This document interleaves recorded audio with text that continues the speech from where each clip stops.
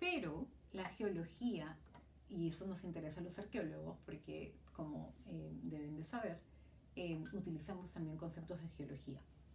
Entonces, ya en el siglo XIX la geología también tenía algunas teorías similares a las previas, a las de Darwin, a las conservadoras y a las determinadas por la religión en general. Entonces estaba, por ejemplo, el catastrofismo. Acá me he comido la S, vamos a cambiarlo de una vez. Catastrofismo geológico. ¿Qué señala el catastrofismo geológico? Catastrofismo geológico habla sobre la idea de que la Tierra pasó por una serie de destrucciones catastróficas, violentas y repentinas, y creaciones posteriores con fósiles en cada capa limitada por esos procesos. Que fue toda una explosión, una especie de Big Bang no universal, pero más bien dentro del planeta Tierra. ¿Okay? Este es el catastrofismo geológico. Y que una vez que eso terminó, terminó. Y eso se tiene claro en etapas, en fases debajo de la Tierra. En todas esas etapas no hubo seres humanos. Eso es lo que está proponiendo. ¿Sí? Y después tenemos el uniformitarismo geológico, que pareciera que está dando un poco más pie a crear que hay una prehistoria bastante más larga y que no solamente se limita a estos 4.000 años antes de Cristo, ¿no? Entonces esta teoría habla sobre, señala que los mismos procesos geológicos graduales que observamos hoy, ¿no? Temblores, derrumbes, erupciones de volcanes, tormentas, etcétera, ya se podían observar en el pasado. Y esto lo propone Hutton en 1700, o sea, en el 1700, ¿no? Recordemos lo importante que es pensar en que esto pasó hace, ¿cuántos años? 300 años.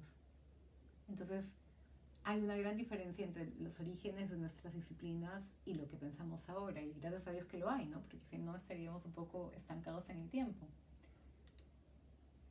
Entonces, chicos, Charles Lyell aparece. 1830, 1833 publica este libro que se llama Principios de la Geología. ¿Y qué propone? Él toma el principio de Hutton, ¿no?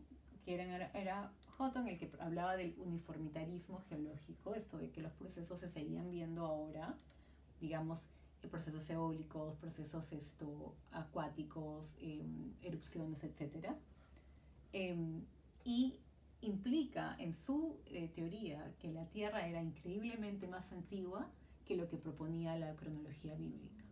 Entonces, ¿cómo? Porque él ve estos cortes que se parecen mucho y que son perfiles en efecto, ve estos perfiles y se da cuenta pues que hay un tema de las capas se parecen, hay cambios en la Tierra que pasaron hace muchos años y que vuelven a pasar ahora. Entonces genera estos principios de la geología. Y aquí es que ocurre lo interesante. La revolución del tiempo etnológico. Ok, entonces,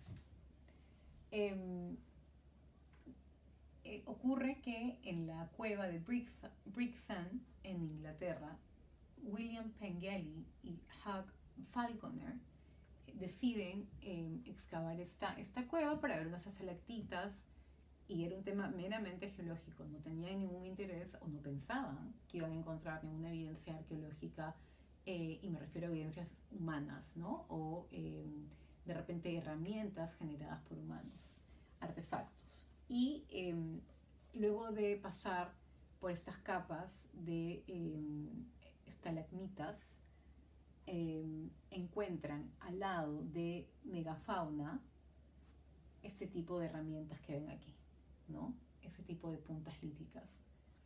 Entonces se dan cuenta inmediatamente que hay una correlación entre la aparición y la vida de estos animales que ya no existen, que fueron extintos y que se entendían como anteriores al ser humano, con herramientas que el ser humano evidentemente había hecho.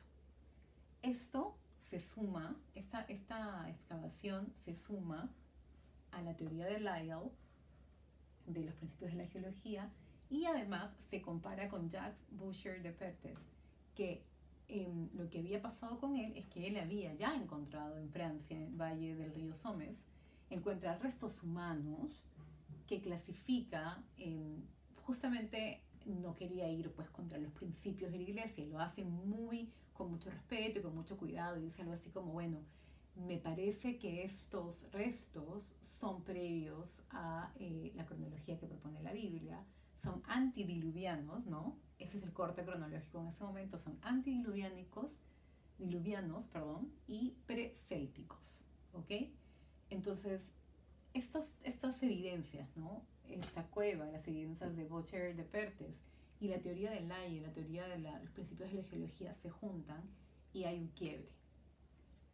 Y sucede antes de la teoría evolucionista de Darwin. ¿Ok?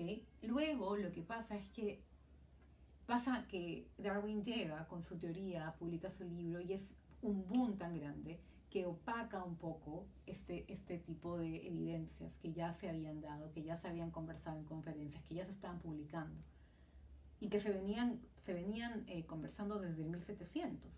Pero Darwin hace esta obra maestra para ese momento, que es mucho mejor recibida, mucho mejor entendida. Entonces se opaca, como les decía, que esto es realmente el quiebre que genera la antropología y que genera la arqueología. Antes de la revolución del tiempo etnológico, lo que hacían los antropólogos, los etnólogos, ¿no? Eran investigar lenguas y cómo es que nos habíamos separado y cuáles eran los grupos similares. Entonces tenemos, por ejemplo, el proto-indoeuropeo. Ese era un lenguaje o una familia del lenguaje, ¿no? Y lo que se organizaba era, se clasificaba lenguas y se iba viendo cuáles se parecían a cuáles tenían más coincidencias. La etnología era eso, era un poco un trabajo de archivo, ¿no? Era hacer clasificaciones, era hacer inventarios de no solamente artefactos, sino también de lenguaje, de algunas costumbres, de vestimenta, y se sentaban a organizar ese tipo de evidencia y tratar de poner estos grupos sociales son más primitivos, menos primitivos, etcétera, etcétera, etcétera, ¿no? Y cuáles tienen relación con cuáles y cuáles se originaron de cuáles.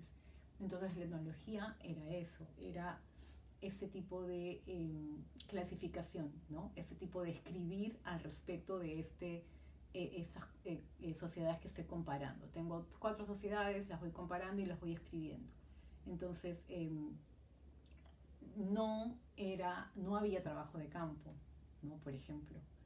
Esto pasa con Malinowski, como vieron en el video. ¿Qué sucede luego de la revolución del tiempo etnológico? Lo que sucede es que se empiezan a incluir excavaciones y evidencia material, y se incluye la evidencia material en cómo se va a entender el pasado. Y la arqueología entonces se vuelve la reina, ¿no? La disciplina reina para entender este gran pasado que inicia pues con los homínidos y bueno, ahora también hacemos arqueología histórica, ¿no? Y arqueología contemporánea. Entonces la arqueología, en el momento en el que surge esta revolución del tiempo etnológico, es la disciplina reina para poder entender al hombre del pasado. Entonces hasta ahí yo les quería contar por ahora. Voy a mandarles otro video de repente más tardecito mañana sobre un poco la recopilación de la historia del pensamiento arqueológico, únicamente para tener algunas cosas claras, súper breve, súper esquemático. Como ya les digo, este es un curso que ustedes luego llevarán con Francesca, pero quiero que quede bien claro en todas nuestras cabezas que vamos a seguir criticándonos y vamos a seguir cambiando y vamos a seguir utilizando diferentes teorías, utilizando diferentes disciplinas y siendo cada vez más interdisciplinarios, porque es parte de cómo nuestra disciplina crece, ¿no? De cómo nuestra disciplina va madurando. Entonces, sí, la etnología tiene este inicio colonial, este inicio bíblico, hasta si quieren, un poco creacionista, pero luego genera la antropología más preocupada por entender al otro desde una manera superior para abajo, y luego esta antropología cambia y luego la arqueología también va cambiando, ¿no? Entonces yo les mando otros videos luego, espero que esté hablando más o menos claro, ojalá que me hayan entendido.